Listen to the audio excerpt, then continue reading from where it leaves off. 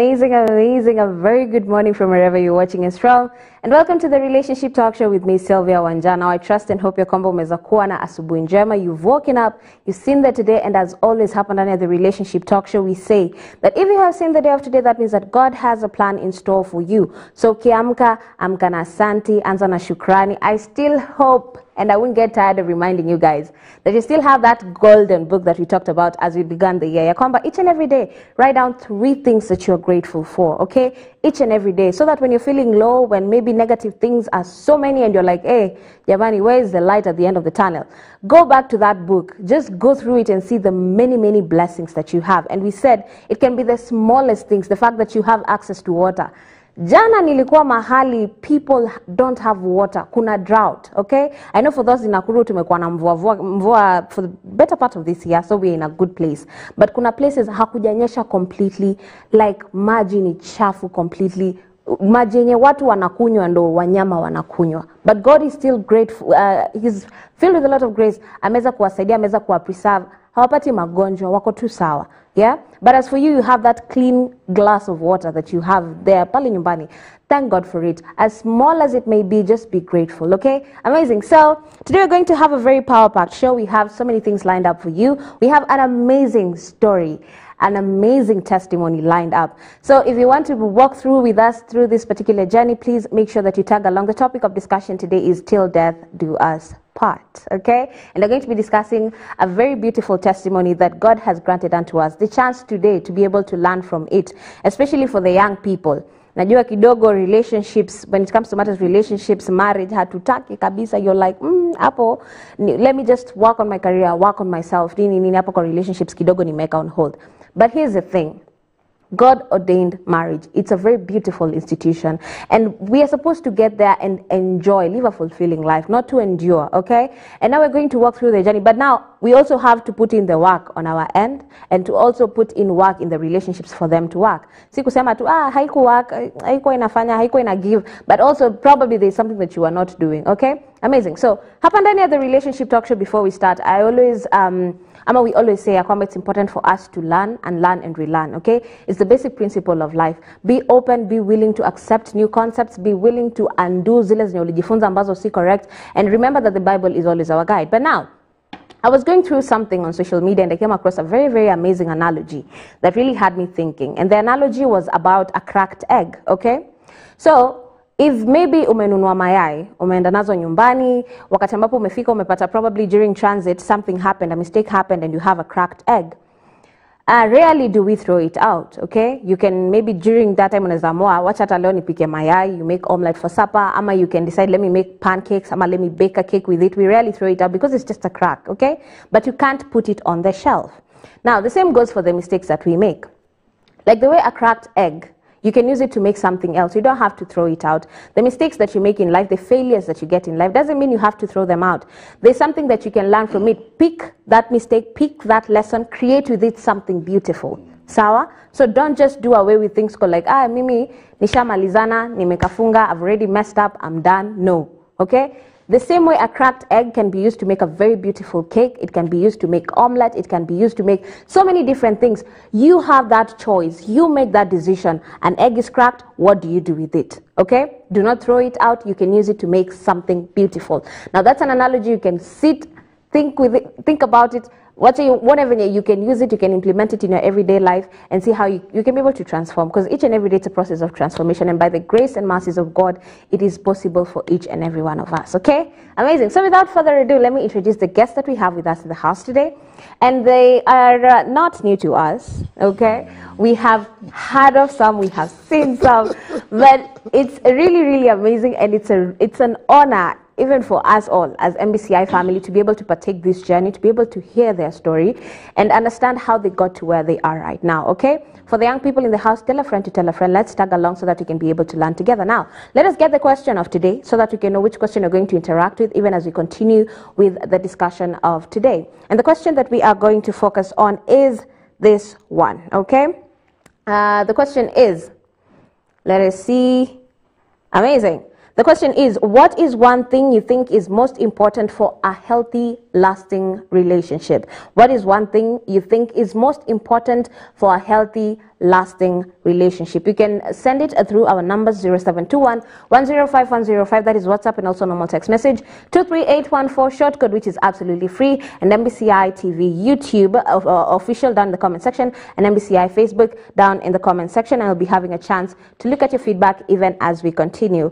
Kama hujaifikiria, now this is your time to juggle your brain and try think about it. What is that one thing that you think is most important for you to have that healthy relationship, a healthy and lasting one? See, here 3 months in and out, kama gym membership. No, we want a long-lasting relationship, a lifetime relationship. That's what we're talking about. Till death do us part. Okay, amazing. So without further ado, let us get started and introduce the guest that we have with us, and then continue the conversation. Okay, amazing. Good morning. Good morning. It is amazing having you guys here, and an honor as well.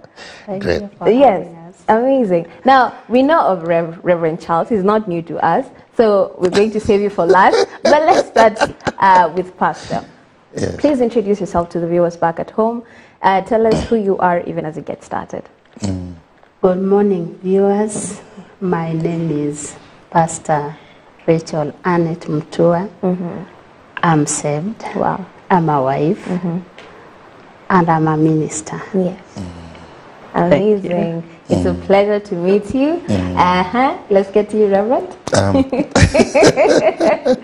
Good morning, viewers, and thank you, Sylvia and MBCI fraternity, for allowing us to be part of what God is doing. I'm Reverend Charles Musambai. I'm a pastor, I'm a husband. I think today I'm more of a husband than a pastor. Because we are going to deal with this issue of marriage. I'm also a consulting psychologist. I specialize in family and marriage and addiction.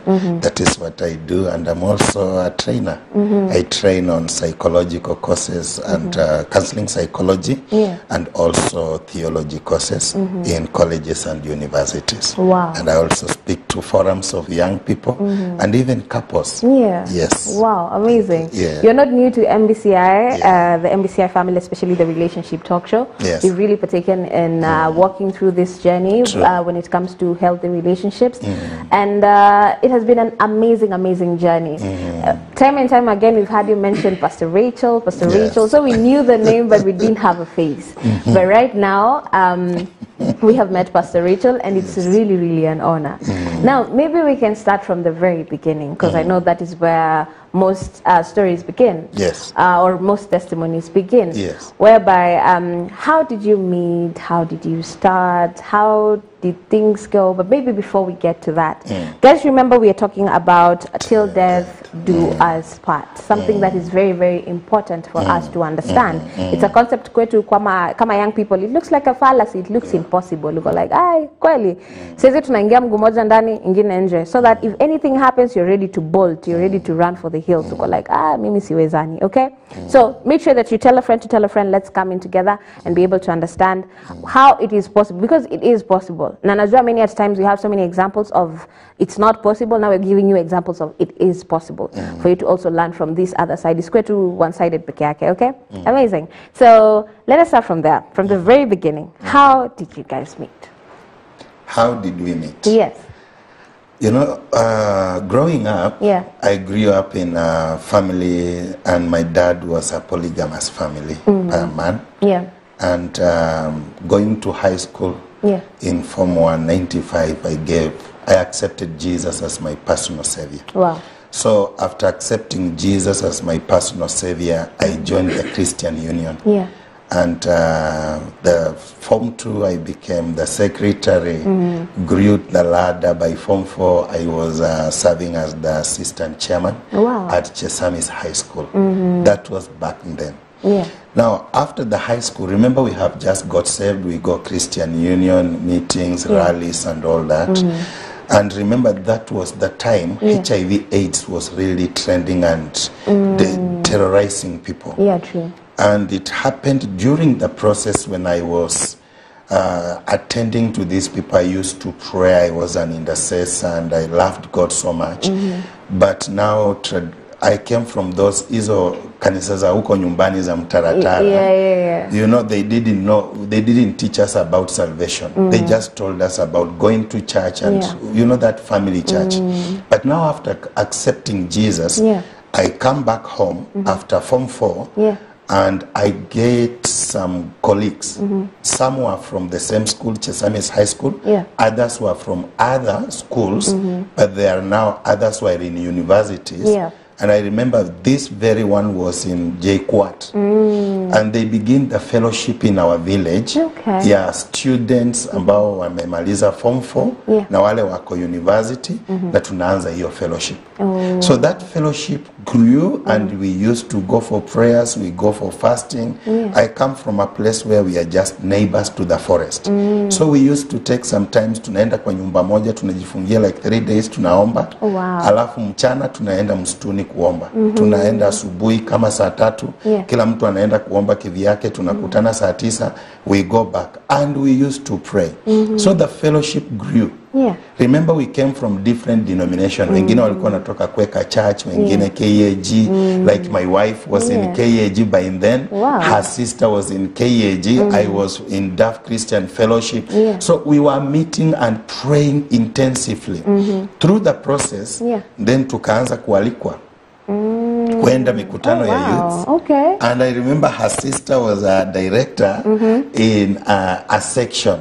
So they had a meeting by then for youth in their section. And she happened to be one of the officials. She'll speak for herself. Then they invite us for this meeting. And then my friend is called Pastor Nicholas. He's now serving with the Deliverance Church. I think he's in Thika. And Nicholas Kachu invites me. He's given a topic to speak about...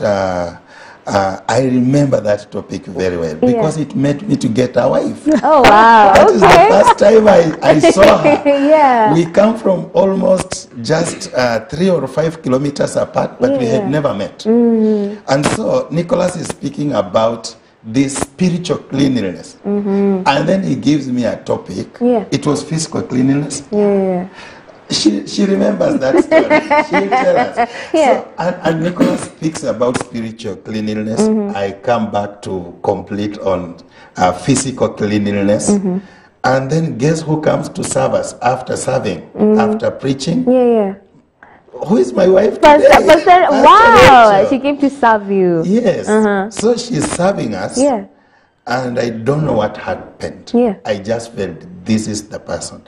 Remember, when I was praying to get in a relationship, I didn't pray for a girlfriend.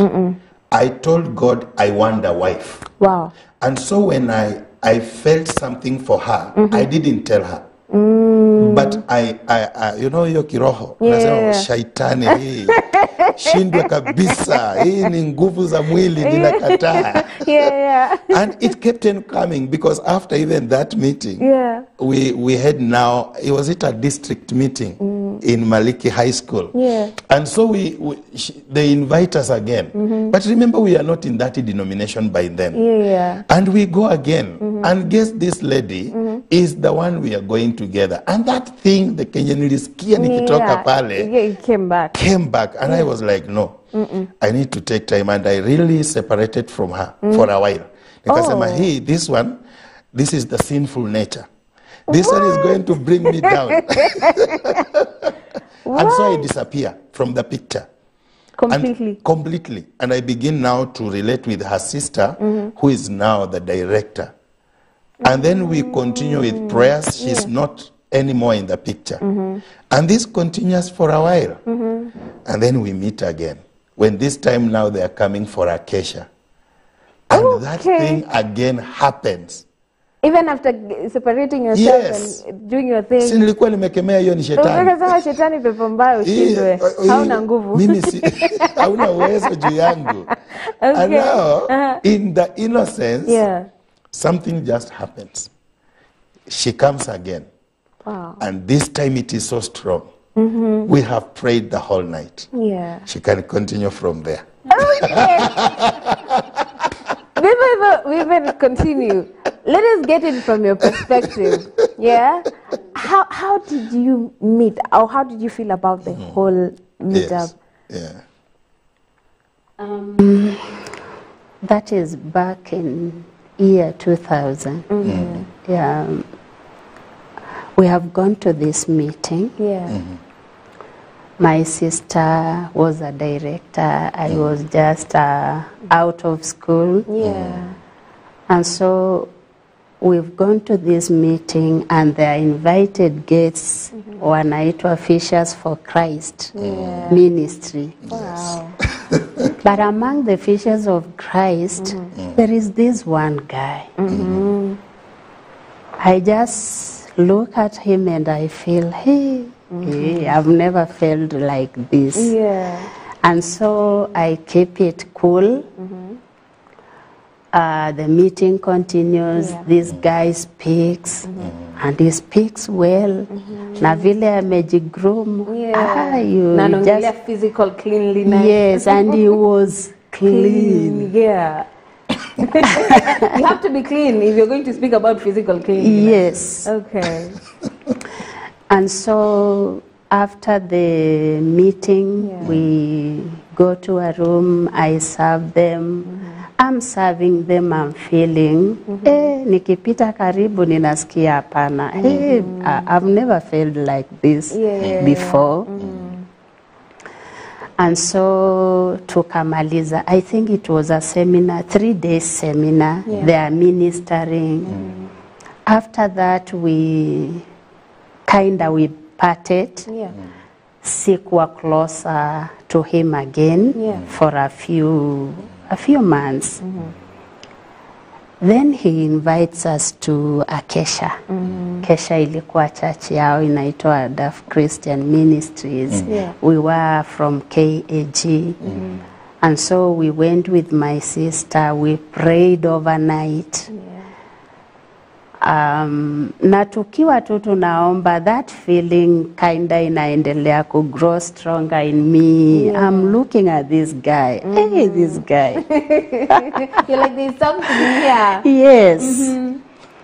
And so, this time, are you thinking, why is he not making a move? Yeah, why is he not saying something?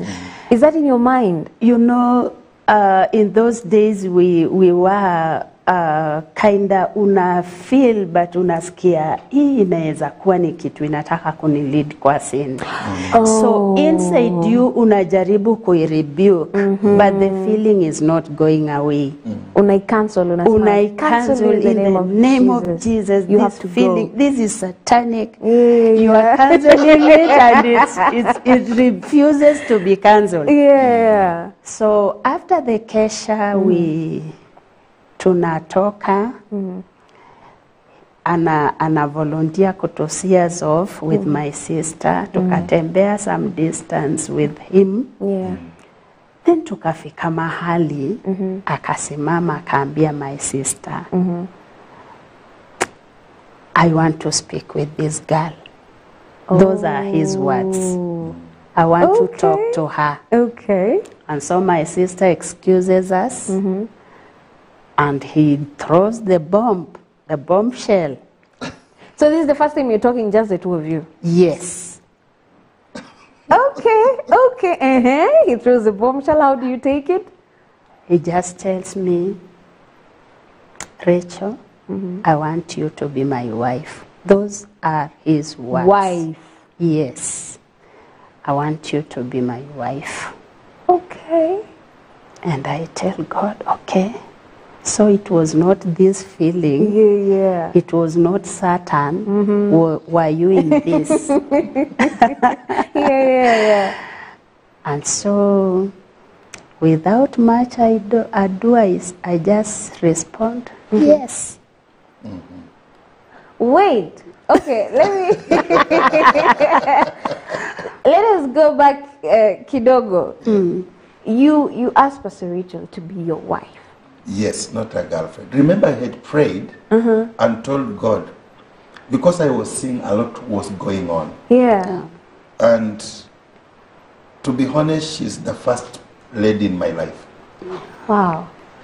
Because I really hated, one thing I hated dating 1-2 ladies, and I didn't date her anyway. I just proposed her on my first day. Yeah. When I approached her, I told her, I want a wife. I want you to be my wife. I think also my background had informed me. Yeah. And I saw my stepbrothers, the way they were living. I came from a village where I saw how guys could leave one wife to the other. Yeah. And I didn't like it. You didn't want that. So I had purposed that if I get to one girl, Yeah. she'll be the only one till I get married. Wow. But that doesn't mean other girls were there looking forward for me to propose them. It doesn't mean they were there, even in the church. Yeah. But this very time when I wanted that I want a partner for life Yeah. till death does us part. Yeah. So, and that morning when I just looked at her and I composed myself. Yeah, Let me say that. You it had was to, not easy. It's not a small request, it's big. I'm telling you, you have gone for months not seeing one another. This feeling is there. You have rebuked, you have prayed Tried and everything. fasted.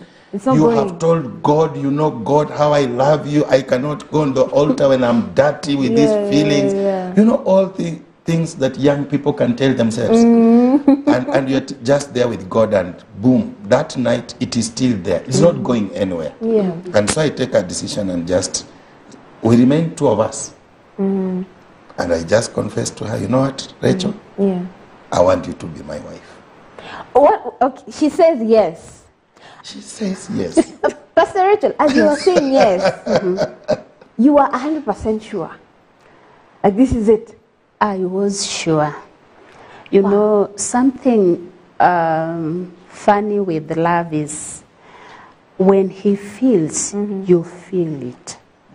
Because it's mutual, it's Yes. not one-sided. He saw me, he felt something. Yeah. I saw him, I felt something. Yeah. That feeling I have never felt before, or even now. Yeah. With the many men that we meet, I've never felt the feeling that I feel towards him. Wow. So when he asked the question, it's kind of, I was waiting for it. So you already had the answer. You're just like, now I want the question to come.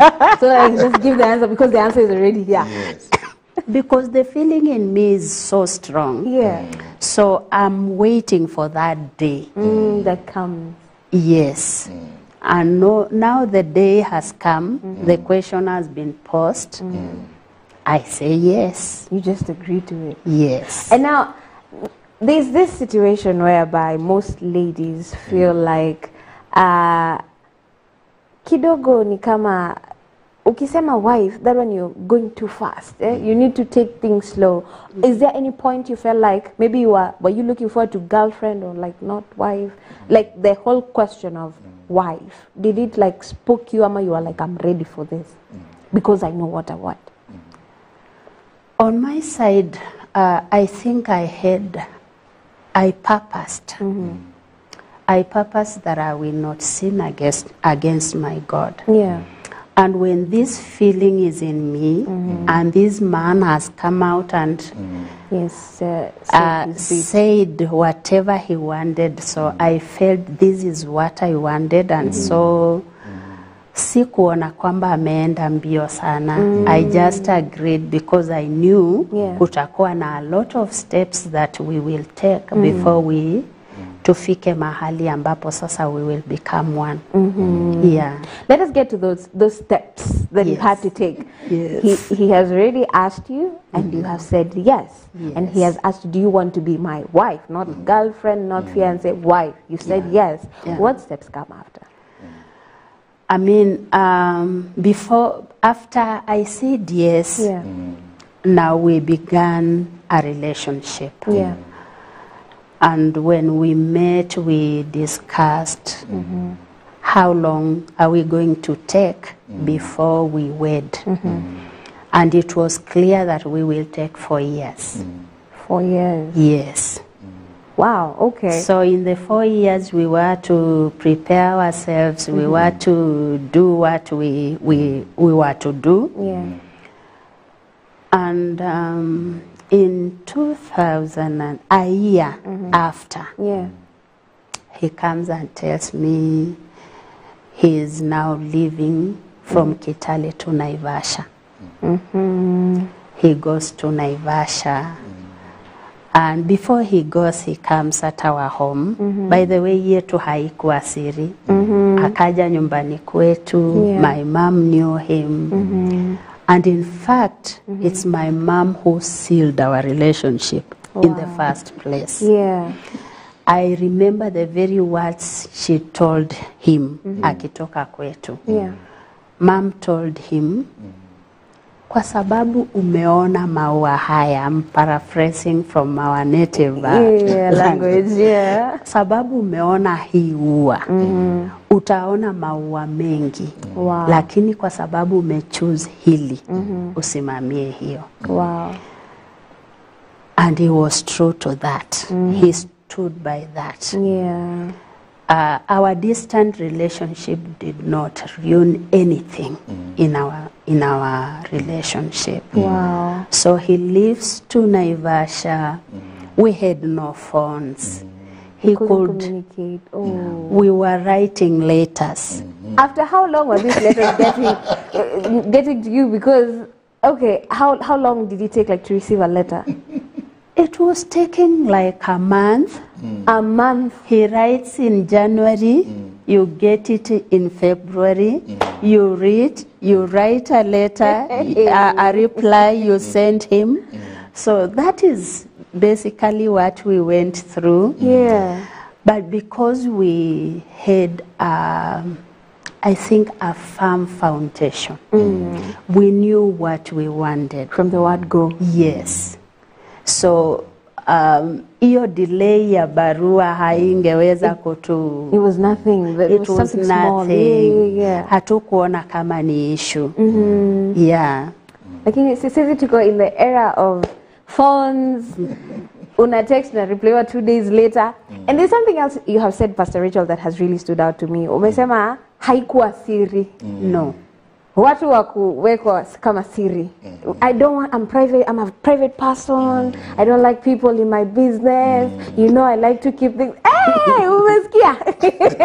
Yeah.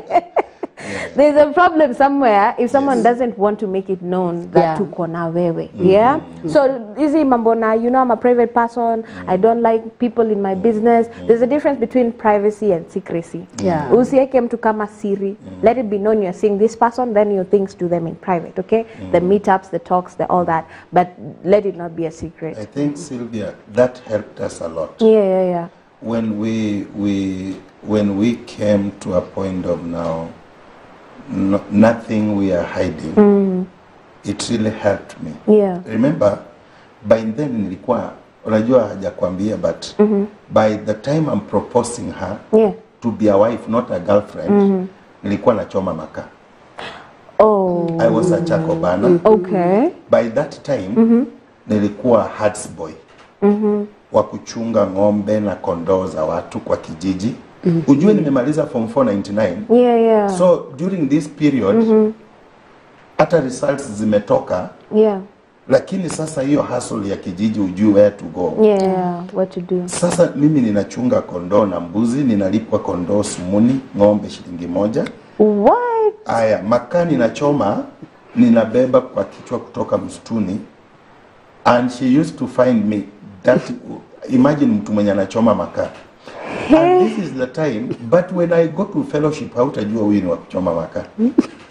Ukienda umeng'ara. Aya. Nimepiga luku. And at this time, you know he does all this. He's a herds boy and he burns charcoal. Yes, I knew it. Nilijua.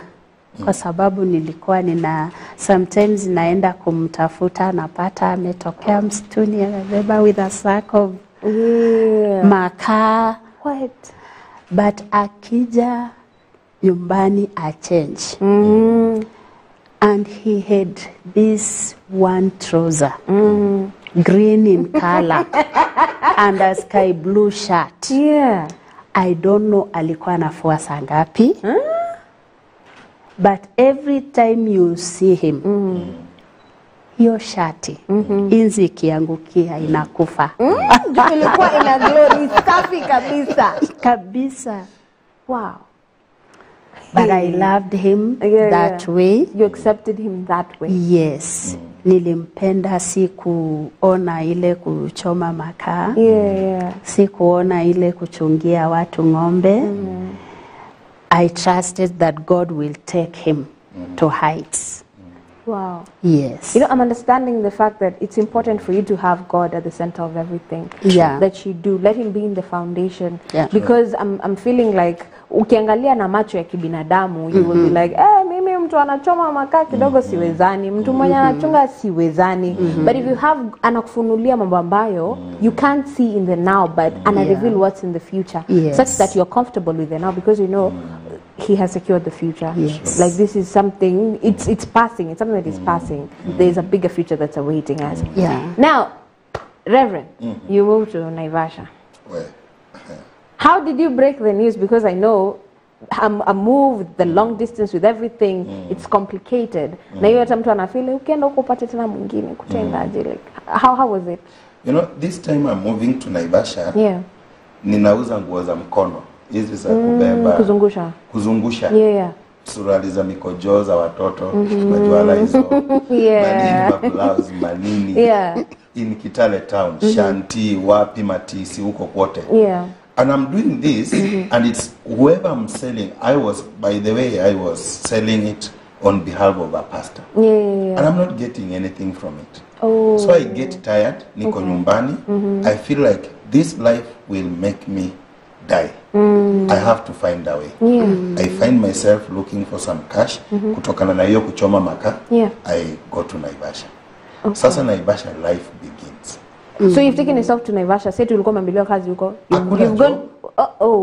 Okay. Umeenda sasa kwanza ufike uanze kutafuta. And remember, I'm going to my aunt, sister to my mom. But I didn't know how they are. And I get there. My uncle anafanya security work.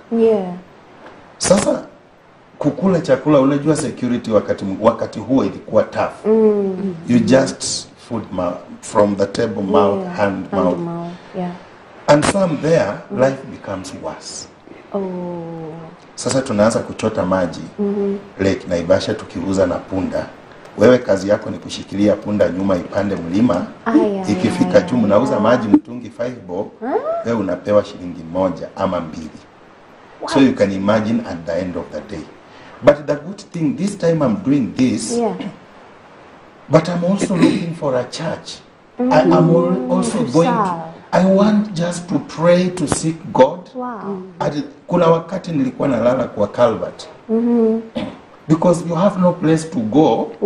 Kule nyumba yenye mnaishi muko kama 6 and the way it's looking uko ndani na unaonekana nje. What do you watu wenye wako Kamere wanajua kuna nyumba zilikuwa zinakaa kule Masaini, mahali panaitwa Kamere Naivasha. So kule Umasaini kule juu, that is where we were living. So ukiwa ndani unaonekana nje. I sometimes kukosa chakula, you see how your aunt is struggling, you say just wacha niwaondokee pengine I'll become hope. And so tunaanza kuokota cartons. Kwa mzee alikuwa anaitwa Jordan, hapa alikuwa na supermarket, tunaenda kulala mahali. So this very church nilikuwa naenda, may God bless Pastor Patrick for his kindness. So one Sunday I go there, nikaenda nikafanya kibarua ya kufieka mahali panaitwa YMCA. And by that day nilipimwa kipimo tulikuwa tunalipwa 75 bob. Na nikashindwa kumaliza. So pesa zangu nilipolipwa the following day nikapeleka church kama my first fruit, na nilikuwa na blisters. And that pastor prayed for me literally. I remember that envelope. Nilisema sitakula hata ndururu, utapeleka yote kanisani. Hii ndio mshahara wangu wa kwanza kuja Naivasha, 75 bob. And then from there he took me to his house. So tukaanza kuishi. To cut the long story short, Yeah. fast forward. Now I'm in Naivasha. Yeah. Life has begun. Ninatafuta vibarua. Yeah. At one time nilienda kutafuta job ya kuwa soja, askari. Yeah. Walikuwa wanachukuliwa Kengen. Sylvia sikuwa nafika 1 GB. What do you mean? Nimechapa. Yule mtu alikuwa anachukua maaskari akasema, kijana uko na shida gani? Akanipatia 20 bob. Niende kwanza nikule kidheri ya 10 bob na chai ya 5 bob. Yeah. Kwanza ndio tukuje tuongee. Oh. Akaniambia hii itakuua. You cannot do this. I went for 2 companies. They refused. Wakasema hapana. Hapo ndipo nikaendelea sasa kusukuma punda na maji. During this process ninaenda kwa maua, natafuta kazi kwa maua, and then lucky enough I got it in homegrown. Yeah. And then nikaanza kufanya vibarua huko 1-2, that is remember 201, Yeah. 202 nikapata kibarua Kengen through Spencon, watu wa transmission. 203 hiyo nikaacha huko, wakatusimamisha nikarudi kwa maua. And I continued to work. That is why I was working in homegrown flamingo farm. Yeah. I became a supervisor. And now my life is changing. But remember, by the end of 2001, I got a flyer. And that's why I value flyers. Imeandikwa KAG Housing invites all. It was a birthday celebration for new converts.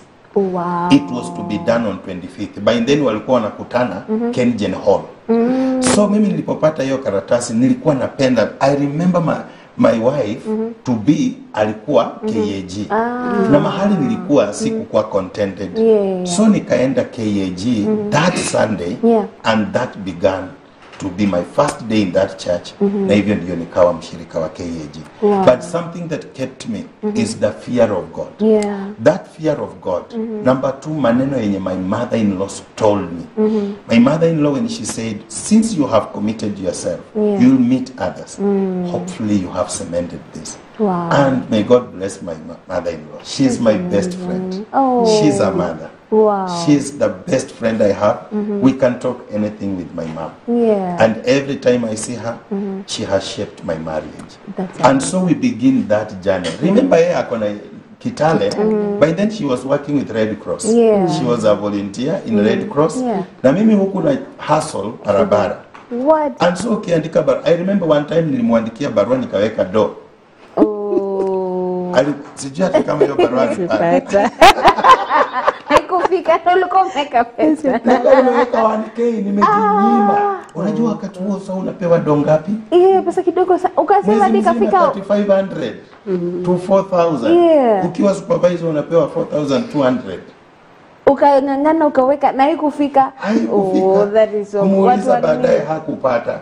That's bad. And it really, that was our time. But remember, my relationship with her now is growing deeper and deeper. And you're sharing all these things that you're going through? Yes.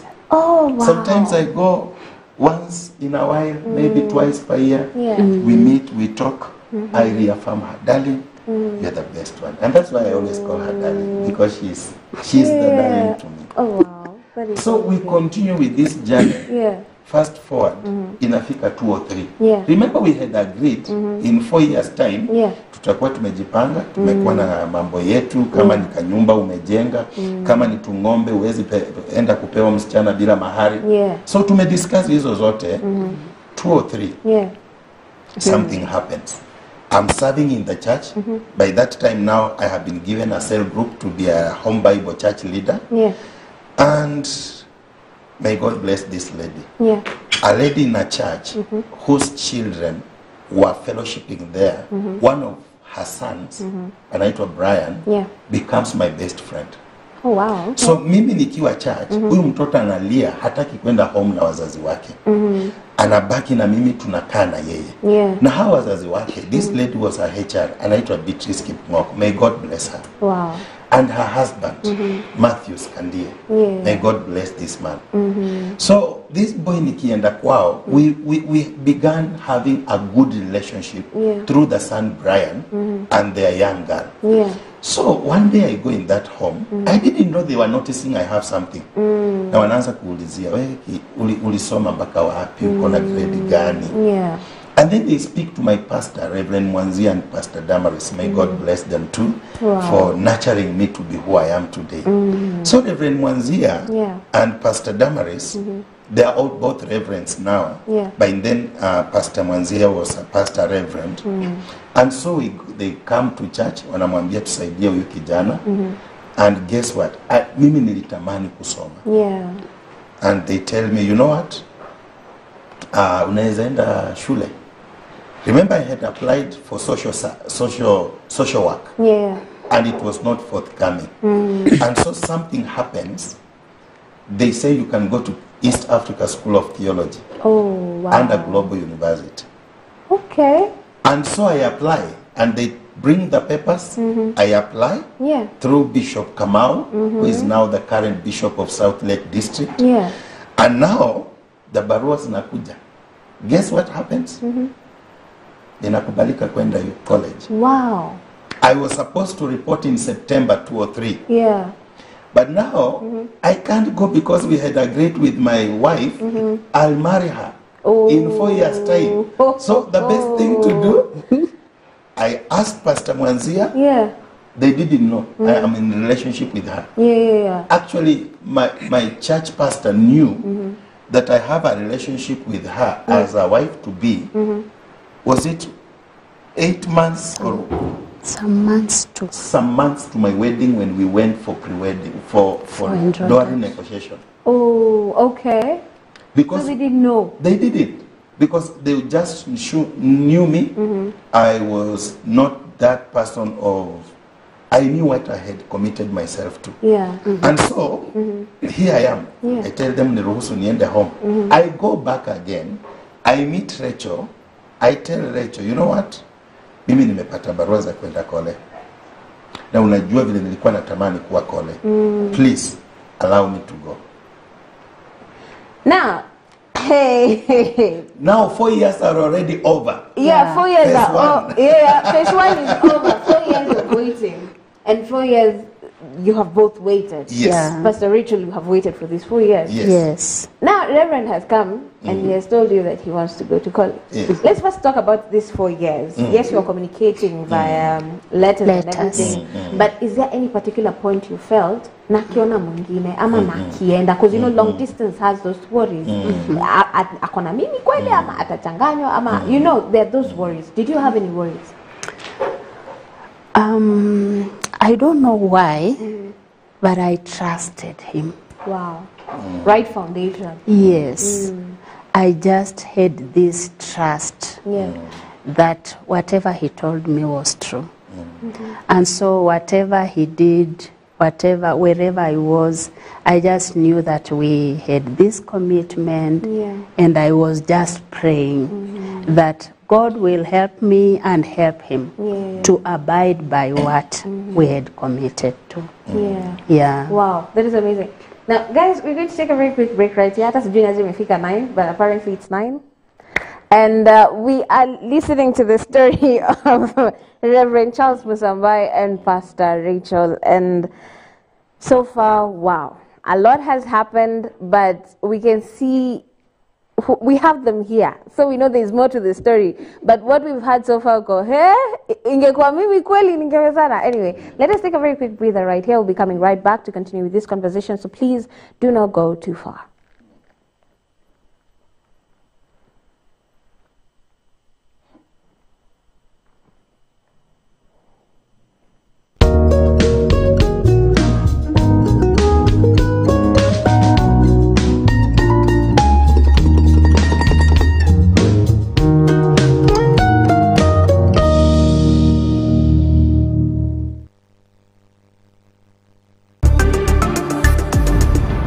MBCI Television, transforming.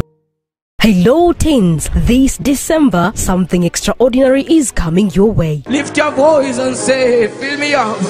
the Kingdom Seekers Fellowship Nakuru invites you to the December Teens Revival Camp 2025, a week where heaven meets the heart of young people, a time to grow, connect, and experience the reign of righteousness for generational impact. It is happening from 8th to 13th December 2025 at Jomo Kenyatta Girls High School. Get ready for powerful moments of worship, life-changing teachings, and unshakable faith encounters with God. Ministering will be Apostle John Kimani William, Reverend Naomi Kimani, Prophetess Winnie Andrew, Pastor Robert Kavoya, and Pastor Julia Karanja. Pack your essentials: Bible, notebook, bedding, plate, spoon, cup, and personal effects. Registration is only 1,200 shillings and it is worth every moment. For more details, call 0793 264 024. This December, let the heavens open, let the righteousness pour down, and let revival begin with you. December Teens Revival Camp 2025, Reign of Righteousness for generational impact.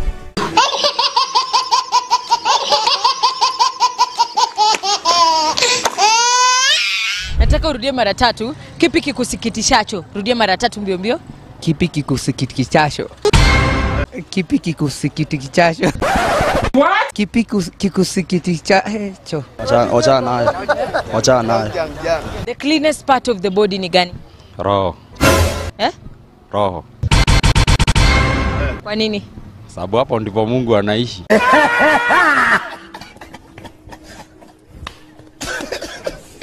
Kimeniramba kwa kizungu? It's about to go down. Hiyo ni kama kitu haieleweki, ni kusema tu. Rudia tena. Ni kusema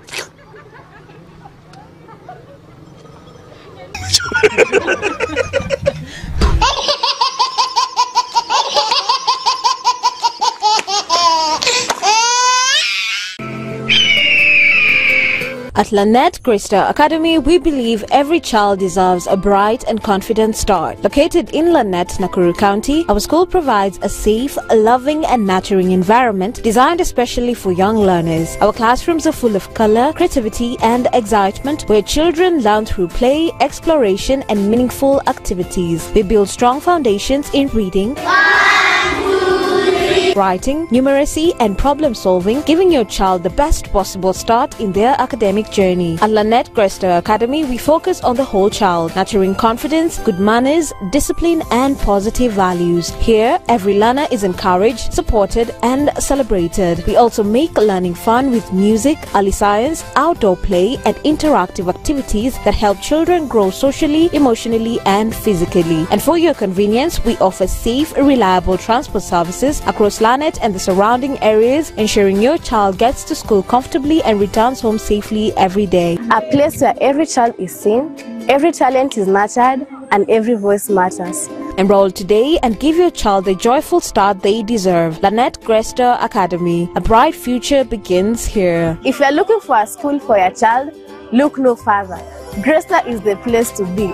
Thank you. And remember, at Gresta Academy, we don't just learn, we lead. Eagles rise above every storm. This December, the Eagles are gathering. Welcome to the Eagles Gathering Conference at Stable Anchor Church, Githurai 45, next to the railway halt, hosted by Reverend Elijah Lancaster. The river went, there was life. Dates Monday 8 to Sunday 14th December 2025, daily from 9 a.m. to 8 p.m. with powerful generals of faith. Apostle Frank Dungwa from Uganda, Apostle T. Mwangi Life Church, Reverend Peter Kamau, Tatu Chapel, Reverend Liz Ngonyi, worship ministers Ruth Karisa and Naneo Njogu will have different forums, evening sessions, Monday to Saturday, children conference, youth and teens conference, men and women conference, and the family conference from Friday 12th, Stable Anchor Church. All churches gathering will be on Sunday 14th at 10 a.m. and the grand finale rally at 2 p.m. Theme, Isaiah chapter 40 verses 31. Come and soar higher in power, in faith, and in glory. For more details, call 0700-290-299. Eagles Gathering Conference 2025.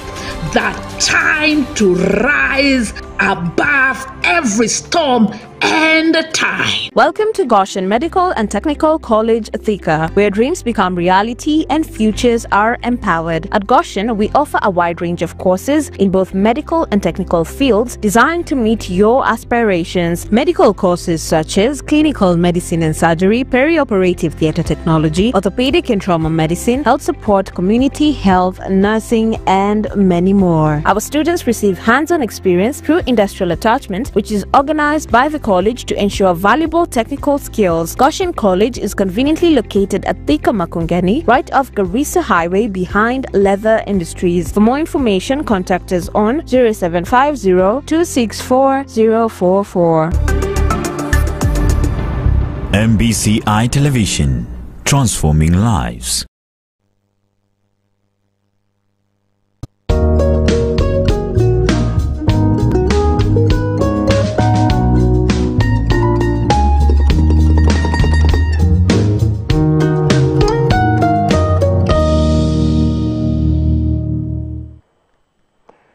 Wow, amazing. Welcome back from that very short break. Remember, this is a relationship talk show with Miss Sylvia Wanja, and we're talking about till death do us part, and with us we have Pastor Rachel and Reverend Musambai. Now, kwa social media, tumechangamka. Upande wa YouTube, we have Mary Njeri anasema, good morning guys, I'm learning a lot. Kuna actually a conversation, a whole conversation is happening on this end, YouTube. Mwengesema, wow, my mother-in-law, kuna mwengesema, glory be to God, Mungu utoa watu mbali sana. Kuna mwingine anasema, Jen Nyambura tuned in from Murang'a County. Winfred Henry anasema, good morning Sylvia and our guest of the day. Wow, this is blessing me. Wacha tuangalie upande wa Facebook, tunasema vipi. Upande wa Facebook kuna mwenye anasema, Wangeshi Ann anasemaje? Okay, imepotea. Nataki niseme Wangeshi anasema nini. We have okay. Ndio hiyo Wangeshi Ann anasema okay, Wangeshi nimeona hiyo. We are working on it, okay? Kuna Ann anasema pamoja sana. Kuna Favor Jaffred anasema hello, good morning, watching from Nairobi. This is really, really inspiring. Kuna Chacha Justin anasema tuned in from Sirali Boda, Migori County. Good morning from this side. Na wasikiza sana nipo ndani. And Nelson Omurembe anasema good morning from Mumias Musanda, tuned in, and I am loving the show of today. Awesome. Now, before we went for the break, we were discussing about you being accepted to school, and now you have gone back 4 years, have passed, you're supposed to get married, but now umerudi. Kabla tuendelee, wacha tupate the question of the day one more time so that we can know which question we're interacting with. Inasema hivi, what is the one thing you think is most important for a healthy, lasting relationship? What is the one thing you think is very, very important? The relationship is equal healthy and equal lasting, equal till death do us part, okay? Share with us your feedback using our numbers 0721 105 105. That is WhatsApp, and also normal text message 23814 short code, which is absolutely free. And MBCI TV Facebook page down in the comment section, and MBCI YouTube official down in the comment section. Na tutaweza kuiangazia even as we continue with the show. Now, Reverend, you have gone to break the news. Yes. Please continue from there. Now I go back to break the news. First I go talk to, the first person I talk to is my wife. Yeah. And I tell her, you know what? Yeah. Mimi nimepata barua ya kwenda kole. Yeah. Na tulikuwa tuoane. Sasa mambo haitakuwa. Then I go to my parents. Au kwanza wanakuwa na shocker of the day. Aje. How? You know, I'm the only boy by then. Yeah. Among 7 girls. We have a young boy. We are only 2 boys. Yeah. We are 9. So sisi ni wawili. Na mimi ndiye nilikuwa mkubwa. And they are like, how? Yeah. Kwa hiyo shock, I go now and we agree with her. She goes to tell her mom. And I visit them. To now break the news officially? Yes, officially. Okay. And guess what? They agree. She agrees. Actually, because I'm marrying her, I'm not marrying her family. Yeah. She has to agree first. She agreed. Yes, and she agrees. Pastor Rachel, when you say yes, you know, the 4 years is up, marriage is what is next in line. You already have planned, this is the timeline, and now Reverend is coming and he's like, you know what, I have to go to school, I have to do, so like, let's call this off. Are you thinking, hey, we are meniacha chakabisa, ama you're like, I understand where it's coming from, so I'm just going to be patient. I understood because when we met, I saw the kind of lifestyle he was leading. And when he breaks the news that there is an open door, I'm telling God, thank you. Maybe this is the beginning of a different life. Maybe this is the beginning of God manifesting himself. Because in the first place, when we met, I was praying for a change. Yes, nimemkubali, and we have this timeline, but I'm praying that God lift our standards. And so when he tells me he's going to school, I had no objection. I trusted him, and I knew that he will not hatanivunja moyo. Hiyo ndio ilifanya nikubali, na jambo la pili nikubali nikijua maybe this is the beginning of a transformation. A turnover. Yes. Wow, I'm really getting to understand how important it is to have God, and not just having him even too lightly, like in a deeper level, so that you can be able to navigate through life, because these are not simple decisions to make. Actually, someone seeing from the outside and asema, na ulikuwa una risk. Uko hata ujali, una risk too. But now with a deeper understanding of who God is and the fact that he is in the foundation of our relationship, I know that this is going to work out somehow. You know, Sylvia, two things led us, personally on my side, by then, two things that were guiding me. One was 1 Corinthians chapter 13. 1 Corinthians chapter 13, verse 4 and 7. Verse 4 says that love is patient, love is kind. Wow. And then verse 7, it always protects, always trusts, always hopes, always perseveres. Now, these were my guiding principle. Another scripture was that of Hebrew chapter 13, verse 4, where the Bible speaks about marriage should be kept holy. Now, I was asking myself, if I truly love Rachel, I'll be patient. I'll trust her. And I think, excuse me, from her side, she trusted me. I can say it was a foolish trust that works. Unajua wakati mwingine in our faith, when you believe God, watu wanaweza kuona, damn, this guy is like, you're foolish. How? Hey. But we had that.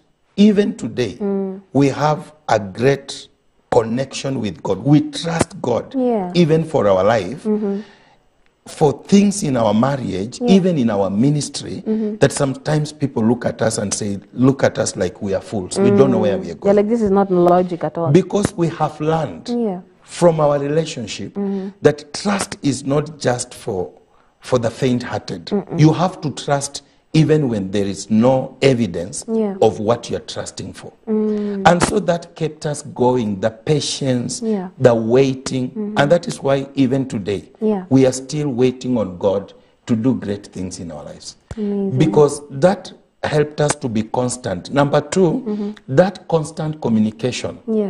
We were not communicating as on a daily basis, but we were communicating with God through prayer. That God protect my girlfriend, protect my wife to be. Actually, I never called her girlfriend. Not even once. I just used to call her my wife to be. Wow. Rachel has been my wife to be until she became a wife officially, and then being a darling forever. Wow. Because it is that journey that we walked with God. When you are talking to God, communicating to God, praying about your relationship, remembering the words you have spoken. And this is what I want to speak to young people or the people who are watching us. Be a person of your word. Be a person that can be trusted. When you say yes, let your yes be yes. Let your no be no. Anything beside that, the good Bible tells us the same. That anything beside that comes from the devil. There are people... Today we don't find people who are people of their words. They're just speaking words jokingly. I love you. Me, when I tell you I love you, I love you. I don't mean otherwise. When I don't tell you I love you, I don't mean the same. Because at the end of the day, hakuna haja nikwambia I love you, Ukuwe na hopes Yeah. yenye hai exist. True. And that is what we did in our relationship. I knew what I was doing. I was saved. And I was telling God, you know what, God? I don't want to tell her anything that will jeopardize her life. Alafu nibaki nimebeba mzigo wake. Yeah, So that thank you. made us to walk this journey. And trust still in marriage, in relationship is very, very important. And I want to speak to young people. Kama haumaanishi, tafadhali, wachana na huyo msichana. Wachana na huyu boy. Kama haumaanishi, wachana nayo. You don't have to. You don't have to. Juu hakuna mtu anakukoas. Hakuna mtu anakulazimisha. It's a decision. Hakuna haja ya kwenda kwa kila stage. I call them packing boys and packing girls. Kila stage unapack msichana. Kila stage unapack mvulana. You are telling people I love you, I love you, I love you. By the time you get the right person, hauna love.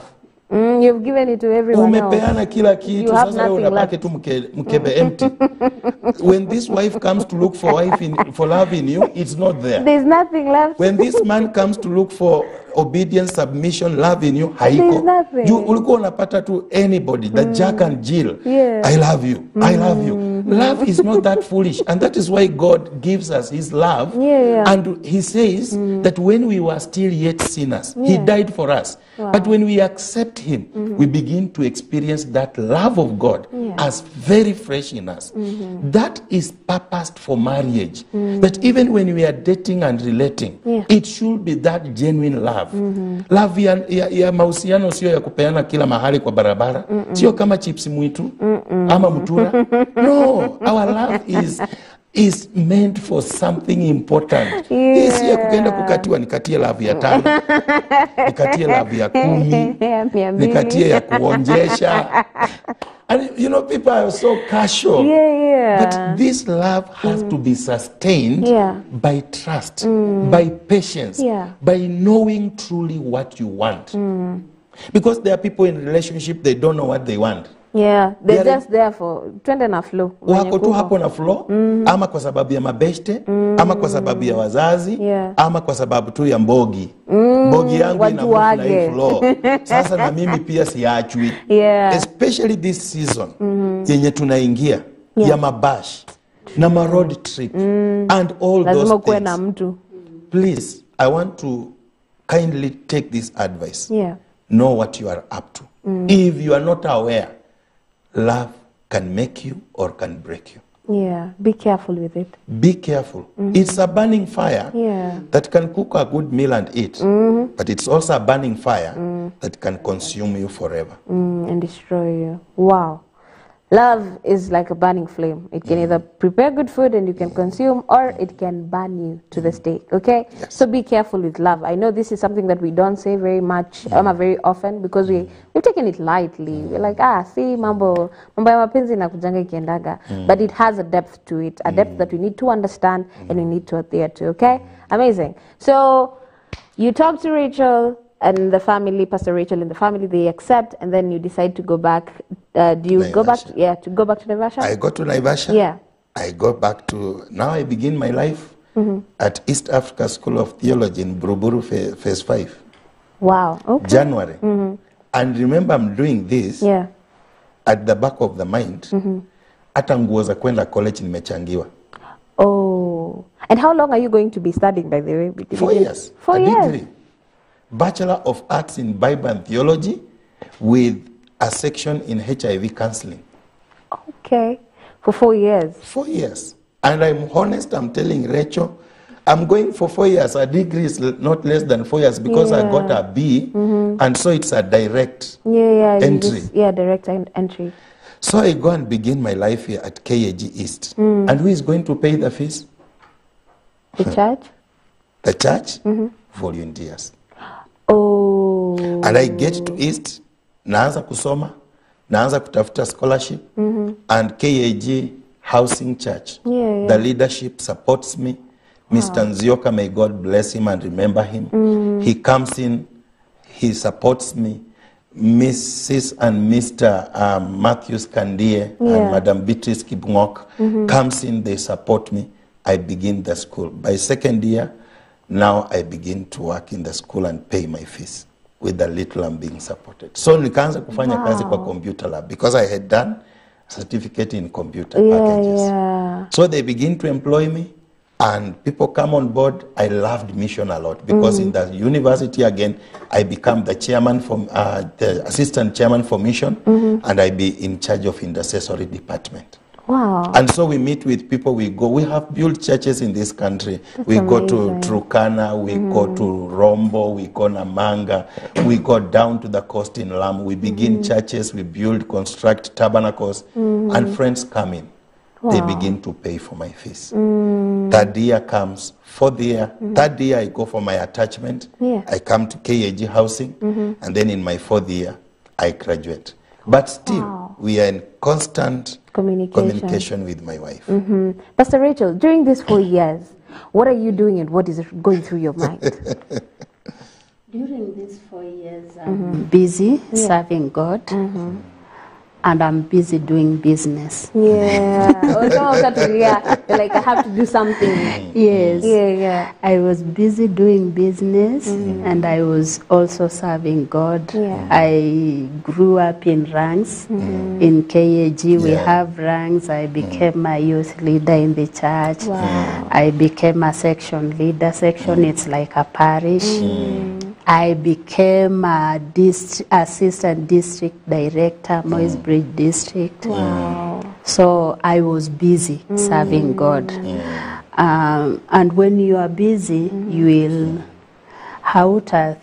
was a easy negative things. Because mawazo ambayo yako wazi, when you are empty minds, the devil uses the empty words, minds, kuweka mambo ya doubt and all that. So when you are busy serving or doing something, shetani hana nafasi. Kuweza kuingilia kati. And you know, what I'm picking from this story so far is the fact that despite there was distance between the both of you, nothing was at a standstill. You're still working on your personal growth, you're working on your spiritual growth, and you're also working on your relationships. So you're working on yourself in all aspects. Wow, that is really amazing. And then you have graduated, you finished school. Now that is a total of now 8 years of waiting. Now we begin the 9th year. Hey, Badu. Okay. The 9th year now begins when now, on our last year, before graduating, by it was around, is it February or March or April? April. I talked to my pastor, Reverend Wanja, and the elders of the church. Ninawaambia nikigraduate, ningependa kuoa immediately. But now, Sylvia, on that last year of graduation, a lady in the church has already stationed herself working somewhere and telling some colleagues, Charles anamaliza July, graduation ilikuwa July, na ananiwed August. Hey, what? And I want to speak to young people. Please do. Please.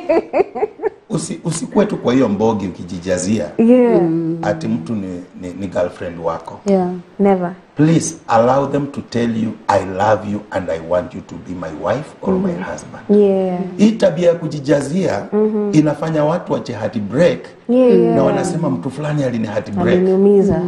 This lady, you remember now I'm a youth pastor in the church.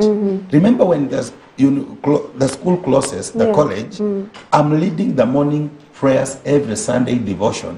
And Reverend Wanja now has given me the first service, English service. I'm the one preaching. And I'm preaching in the first service. Whom am I preaching to? Many people who are coming are young people from college and university around Kengen, around Kwamuhia. And one girl, ananimezea tu.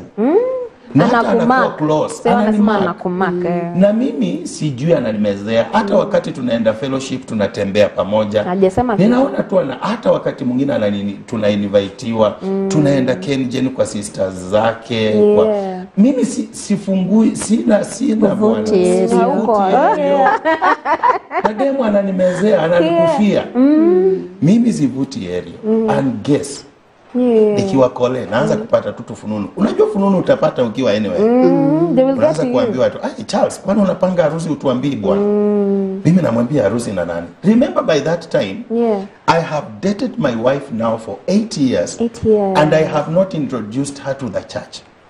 Oh, so the church doesn't know. The church doesn't know. Because you're still in Italy. Ask me the reason. Yeah. When we were going for the college, in our college you are supposed to, when ukiingia kama hujaoa, kuna sheria ilikuwa inaitwa excessive pairing. Okay. Wale alumni wa KAG University East University watakwambia ilikuwa ujimoto. Don't try it. You don't marry when you are in that college. You came single, wait until you complete the program, you go home and marry. If you marry during the process in the college, you are suspended. Yes, unakuwa suspended 1 year or 2 years. Hata ukipata pregnancy ukiwa huko, by then the laws that were there. Na usipatikane na msichana, that is the holy place, holy ground. Do not try. Hallelujah. Yeah, amen. We were to speak in tongues. We are going to What? I want to thank God for our principal, Reverend Wanja. They really shaped us. They discipline very top today, notch. hautaona mtu mwenye alikuwa in the gap of our years ati anacheza na issue ya marriage because we were disciplined. You were taught. Na ukienda hapo na sign mpaka commitment form. Are you married? Are you single? Will you marry when you are here or not? Will you remain in the denomination that sent you here or you will... Unajua kuna wengine walikiwa second year wanaacha hiyo dini wanaenda kwingine. And so this is happening by 8th year. Our 4th year now to university. This lady comes up. And then one day I come to church. I'm one person I like confronting issues if I'm not comfortable with. And so I requested the pastor. And now I'm planning, by that time, I'm planning for her to come for visual visit and introduction in the church. Nikaona akikuja Naivasha, apate such a uvumi, itam discourage and it is not true. And so I request the pastor. The pastor plans for the board and we had an elder who was in charge of the youths. And they plan a meeting. And I want to confront this lady with the youth pastor. Aseme kama mimi nishawahi mwambia ninakupenda na ningependa kukuoa. Because I'm a honest guy. My no is no, my yes is yes. And so this lady comes. The moment now we are preparing, we were 4 of us, to sit 4 of us. Me, the elder, the youth pastor and herself. And when we are now at that moment of beginning the conversation, she faints. Yes. Very convenient. Very convenient. That is very convenient. Amazing when we are talking about something very serious. You decide to faint. And very strategic. Guess the person, you know, I had by then I had been trained by St. John's as a first aider. So who is doing the first aid? Me. You. But at the back of the mind, I'm feeling this is just faking. It's not serious. That was the end of it. And so we began our plan. Now I graduate in July. We officially begin our plan for wedding. And by September, is it November 1st? 2008. I officially take her as my wife. Wow. That is very amazing. From 2000, 2001, now it is 2008. 9 years complete. Now I have a wife. The year 2008. 1st November, a Saturday. That's when everything becomes official. And Pastor Rachel, before the wedding, did you ever hear the story about this young lady? I didn't. You didn't? No, he didn't. Reverend, you know how to clean things up visually. You make sure that we set things straight so that it doesn't ruin what's to come. You know what, Sylvia? One thing, I was committed to Jesus, and I'm still committed today. I didn't want anything yenye tapaka mtu matope. You know, nowadays kuna hii msaha tu mtu anaweza ongea kitu kibaya juu ya mtu na aende court free. I'm one guy, you have to uithibitishe. You have to bring it the way it is. And I didn't want my wife to get to that confusion and that mess, because ingem take, the devil does one thing. Akiplant a seed of evil in your mind, if it is not true, kitambo rudishe that first trust, it'll take very long. And this happens in relationship. And I want to speak to our viewers. Never allow anyone to plant something in your mind that is not true. Be it against your wife, against your husband, against your boyfriend, against your girlfriend. I always tell them, if that person cannot confess that thing in their presence, do not hold on it. Many relationships, many marriages have broken. Kwa sababu watu walipewa mshene. Walipewa maneno ambayo sio ya kweli. Na yule aliyepewa akapata a reason to doubt the best person in their lives. Na unapata these people, sometimes the conflict that arises in marriage or in relationship before marriage, ni hearsay. It is not the reality. So I wanted to shield my wife because I knew from Kitale coming to Naivasha, allowing me also for those 8 years, the 9th year tunataka kuoana, shetani tu anajitokeza na pembe zake, nikasema hii haitaniharibia. I will shield her from this, I will deal with it, ajue baadaye kama tumemaliza. She came to know about it. She knew about it after we are already married and we are now. And that happened to us. Si kutaka ni mu-expose, because at that nick of point, kama angekuwa exposed to it, ingem cause doubt. Angeanza kuimagine 4 years in college. So this whole time, probably it has been going on. Exactly. And now, me being Charles, I had no issue with girls. I knew I have sealed the deal with the right person I want to marry.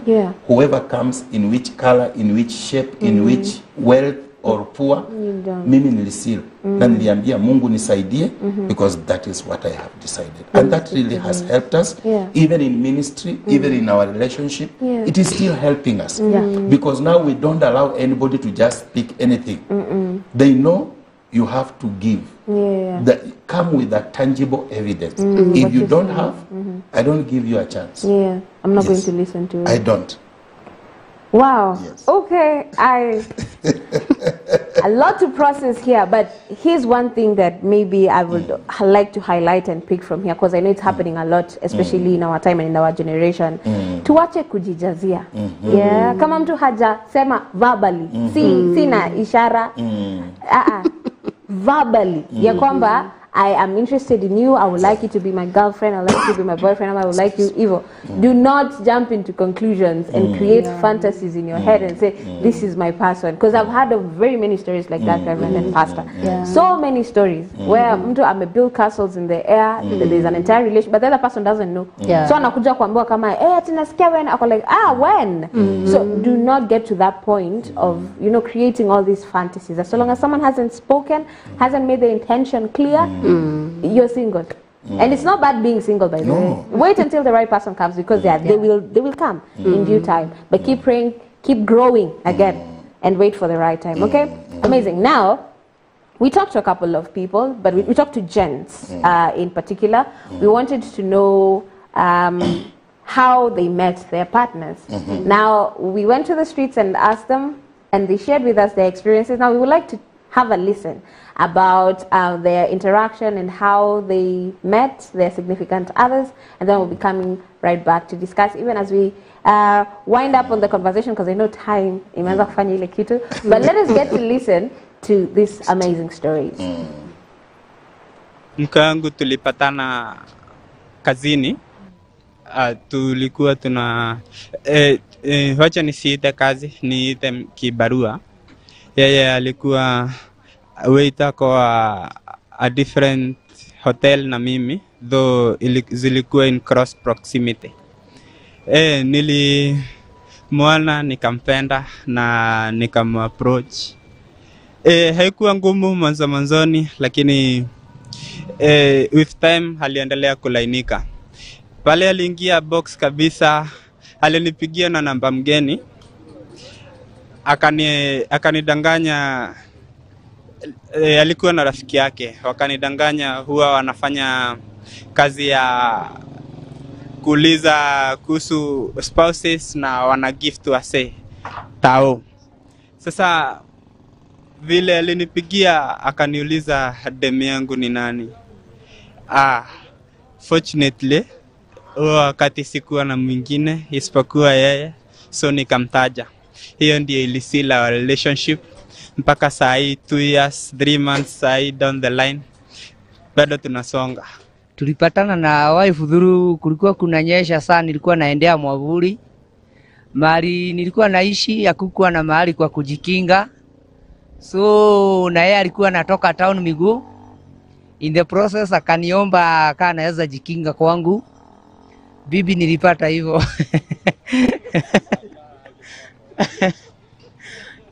Ni mistari midogo tu nilirusha. Mimi niko na wife. Bibi yangu anaitwa Masi Nyambura na nampenda kama mke wangu. Tumekaa naye sasa huu ni mwaka wa 10 kutoka ni muo. Tulipatana naye hadi wa leo bado tuko naye. Hivyo sasa ndio tulipatana. Nakuaga na bibi anaitwa Mary, pare yako ako kwao. Nampenda sana. Tulipatana tu huku tu kwa mazishi tu. Nilikuwa nimeenda kwa mazishi tu na hapo kwao. Tukapatana, tukaanza kuongea mpaka saa hii tuko na yeye na ako na mtoi. Nampenda sana. Wow, that is very, very beautiful. Sorry about that feedback. Okay, amazing. That is very, very beautiful, and people have shared their stories. Maybe you like to share with us what I'm just happy, and our youths, the people who are watching, our viewers should understand. There are many fishing grounds. You can get a potential. Yeah, they have all met in different ways. Yes. Mwingine ni mvua kunyesha. Mwingine ni kwa mazishi. Mwingine ilikuwa ni akimuona tu kwa nyumba kwa mjomba yake. You know, it depends on what you are looking for in this life partner. Now there is nothing wrong. Kuna watu wamekutana kwa mazishi na how they are living. True. Walienda kuzikana na hapo ndipo aliona Bwana asante. Nimekaona hapa umenionekania. Na wengine hata kwa harusi. Wengine hata kwa sherehe zingine. So we need to be very open, especially when you are not yet in it. But remember, grooming time is very important. That person you are getting to, interested to. The guiding point is pray about it. Don't just get somebody, because be ready also to grow together. To be honest with me and Pastor Rachel, the way we have grown, the way we met, it's not the way we are today. We have grown. She has grown me, I have grown her. And it's a journey. Relationship is a journey. It's not an event. Kuna watu ambao sahi wanaona wengine wanawamezea, hawajui wametengenezwa. Huwa tukisema ya kwamba when you see a certain lady beautifully, ni mke wa mtu anapendeza, ujue ametengenezwa. Ukiona mume wa mtu anakaa vizuri, yako handsome, ametengenezwa. So also desire kutengeneza wako ukimpata. Don't go for ready-made. Grow and make for yourself. Because if you go for ready-made, pengine imetengenezwa venye haikustahili na venye hautaki. Na venye ifai kuwa yako. Exactly. Lakini akiwa wako, muta grow pamoja, utajua anapenda nini. Today, I think I know what Pastor Rachel loves and what she doesn't like. I think she knows what I like and what I don't like. And through that, we grow mutually together. Kitu chenye ningependa kuambia ya kwamba marriage is not always at hallelujah, praise the Lord. There comes a time we just disagree. One person asked me in one of our relationship shows, akaniuliza nilipotoka hapa nje, akaniuliza na bado tu kwa mfano Pastor Rachel amekukasirisha, bado tu unamuita darling? Namwambia good question. Akaniuliza, do you still call her darling? Nikamwambia yes. That doesn't change. Pastor Rachel as an individual ni mzuri. Lazima ni separate Pastor Rachel na kile yes, I think she can speak about that. Wow. Go ahead. You need to separate an issue from a person. because this person is a good person, but issues arise. Yeah, true. Hata watu in a family like siblings, kuna wakati watu issues arise, mnakosana, hamwelewani. So tengeneza issue, deal with an issue. Not a Leave person. the person out of the mess, but deal with an issue. Wow. Yes. And maybe Pastor Rachel, Yes. when it comes to there's one who has shared that msichana wake alimtest, walimpigia na rafiki yake akamwambia tuna giftigi watu, ukimention demu yako ni nani, akasema lucky hiyo time alikuwa tuna huo mmoja, so akapita mtihani. That issue of testing a partner to see whether they are being loyal or they're standing right by you, is it right? I think hiyo yao hata huyo amesema it was lucky.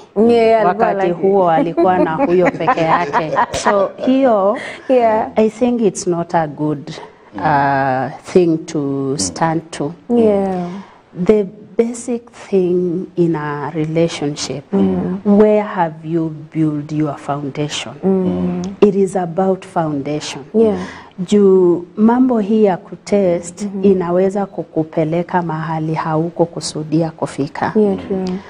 Let's take for instance, huyu msichana huyu boy angesema Jen na yeye anaitwa Mary. Kungekuwa namna gani? Kungekuwa na shida kubwa sana. So let us check our foundation. Let us build it right. The Bible says in Matthew chapter 7 and verses 24. Watu wajenge kwa msingi ambao ni imara. So that when mvua inanyesha, marriage is not a bed of roses. Kuna wakati, kuna kutoelewana, kuna wakati things are not working. But the foundation will help you to solve whatever crisis comes on your way. Yes. Wow. Thank you so much for that. So, alafu pia ladies, we avoid testing people. It's a big issue with ladies. Should we keep testing? Sylvia, let me tell you the truth. If Pastor Rachel trusts me, why should she test me? There's no reason to test. So ukianza kufikiria unataka kutest, that means you don't trust this person completely. In fact, you need to go on your knees, go back to the foundation as Pastor Rachel has mentioned, check if this is what you want in life. Ebu imagine, unajua sometimes kuna jokes nyingi sana, kwanza watu wa TikTok, wamejaza jokes zenye exist in reality. Ebu mtu test mwenzako jokes, kuna watu hawajui jokes. Ebu imagine that guy, kama huyo, just as Pasi has said, angesema ni Jen. That could be the end of that relationship. True. But makosa hayangekuwa yao. Ingekuwa ya huyo dem, mwenyewe ame test. Test comes as a way of you are giving the devil a loophole. Don't give the devil a loophole or a chance. Because the devil is not happy that you are getting a right person. Na anaweza panda tu kambegu, kenye wewe utafikiria uko kiroho, lakini kale kambegu nikakuamaliza. So utasema, let me test kama ni mimi peke yangu. Why? Okay, akisema si wewe peke yako utadu. Where do you start? Utafanya.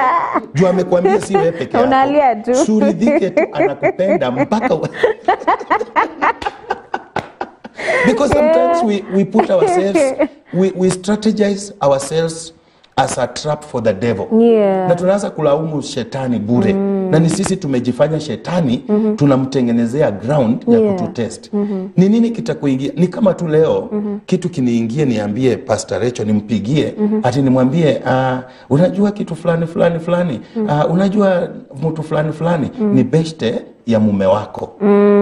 What will make, nitakuwa napanda mbegu kwa moyo wake yenye haiku exist. Na kung'oa hiyo mbegu itanigharimu. It'll take a lot. So in relationship, please, for those who are watching, especially young people, na si young people peke yake, hata wale wako katika ndoa, don't test your partner. You will be planting a seed yenye itakuchukua 10 years. Once trust is dissolved, itakugharimu to buy it back. It'll be difficult. It will be difficult. Mtu tu akikudoubt, kukutrust tena, itakugharimu. So you better remain trusting your partner, but don't create a room for doubting by testing. It will not bring out the best. Wow. Yes. Okay, amazing. And now, for how long have you been married? Hey, sweetie. 17. We have been in love for 26 years. 26 years of love. Yes, and from 2008, this is 17 years of marriage. 17 years of marriage, but 26 years of love. Wow, that is really amazing. Yes. And now, having all that time in love and in marriage, there are people who keep asking this question and they keep echoing it. Yes. Does marriage work? In this 21st century, Yeah, especially now in this time. marriage works. Wow. On Saturday, we were officiating a wedding, a young people. Yeah. And my sermon was on does still marriage work in 21st century? It works. And this is how it works. Yeah. 3 things. Number 1, know what you want in marriage. Yeah. Don't get married to please people. Don't get married because of the pressure. Don't get married because people are marrying. Yeah. Know what you want. Number 2, know your responsibility. What is your place in marriage? The problem we are having today is the conflict of responsibilities and roles. Who does what? Who does what and what should I do? Yeah. Even if you are capable and in position to do it, you don't want to do it because unajiambia hii ni kazi ya mwanaume. Siafanye hata yako na do. Na unaona mwenzako ana struggle, unajifanya tu kaangumu na wewe ni mandazi. You get? Unajifanya kaangumu na wewe ni chapati ama mandazi ya kukulika vizuri. Please know your role. Support. Number 3, marriage works because honor your marriage. Hebrews chapter 13. The Bible tells us, and if you can allow me, Sylvia, and I will read it. Hebrews chapter number 13, verse 4. The Bible says that honor marriage. Honor your marriage. Let the marriage bed. Let me read it from NIV. The Bible says this. Chapter 13, verse 4. Hebrews chapter 13 and verse 4. So, our viewer, this is what the Bible says. It says, marriage should be honored by all. By all. And the marriage bed kept pure. Unaona hii tabia ya kukongeana na kugongewa? They are defiling the marriage bed. Now, for God will judge the adulterers and all the sexual immoral. Unaona hii tabia ya kusema sijui venye yako kama ako good in bed, ama ako good in cooking, ama ako good kufua, wacha kwanza test. God will judge. Keep your marriage pure. Honor your marriage. Because hii tabia ya dishonor imefanya watu hata tunawaunganisha kwa madhabahu, lakini tayari they have fornicated. So wacha niambie somebody who is watching this program. If somebody is sleeping with you before marriage, even after marriage, he will sleep with others. If somebody is lying to you before you say yes I do. If you get married, he will lie more. He'll still lie. And it won't go away. Just please, and let us be honest on this. Marriage in 21st century will work if you keep it pure, if you honor it, and honoring it begins by honoring your body as the temple of the Holy Spirit. If the Holy Spirit lives in me, then I have to honor my body. Because when I get married to Pastor Rachel, I'm now legally and it's honored by God himself. Our bed is pure. Number 4, put God first in marriage. Wow. God is the founder of marriage. Right from the book of Genesis. The Bible tells us God saw that it was not good for Adam to be alone. And a man shall live. So after putting God first, the last thing for marriage to work in 21st century, kindly leave your mother and your father. Build your marriage. Today, marriage is an extension of someone's parents.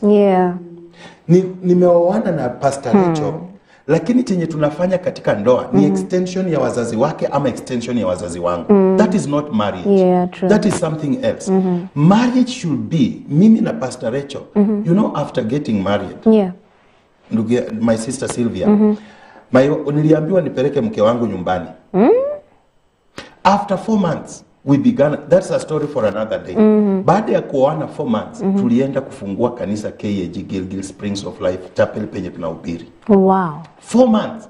Tulioana November, mwezi wa 4 tukaambiwa tunaenda kuanza kanisa, mwezi wa 5 tarehe 7 ama 17.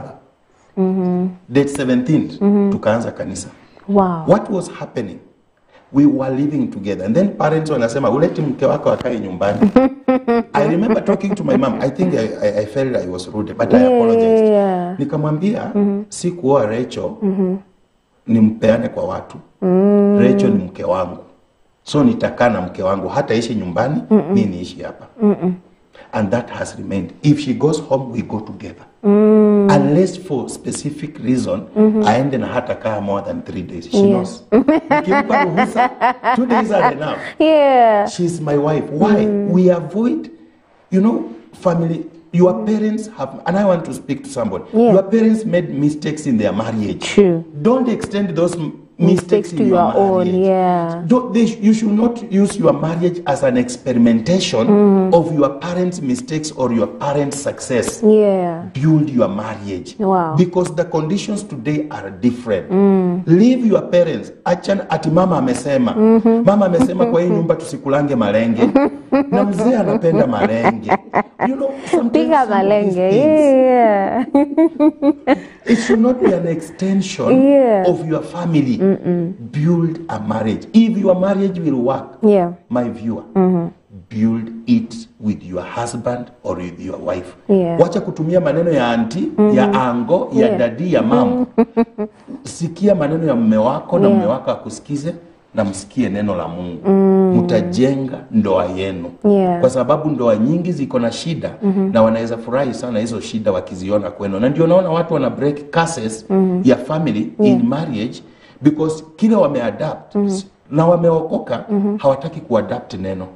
Wanataka kuadapt mama alisema, shosho alisema, auntie alisema. So inawagharimu kuanza kuvunja hizo covenants kwa sababu hawaji-embrace neno la Mungu. Lakini waki-embrace neno la Mungu na wapendane na waanze maisha vizuri, God will build that. So marriage works in this 21st century. Marriage works. Yes.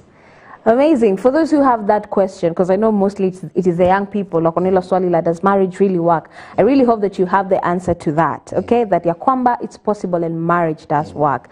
Now, Pastor Rachel, let's talk to the ladies at home, because I know ladies are really facing a big issue here, especially when it comes to marriage and settling down. There's a time, not just biological clock, it is different from the men. And I've got a point whereby you start getting pressure, you're like, hey, you need to settle, you need to settle. And now, as a lady, you end up settling just for anyone, or just anything, just ile tu ndo uondokee pressure.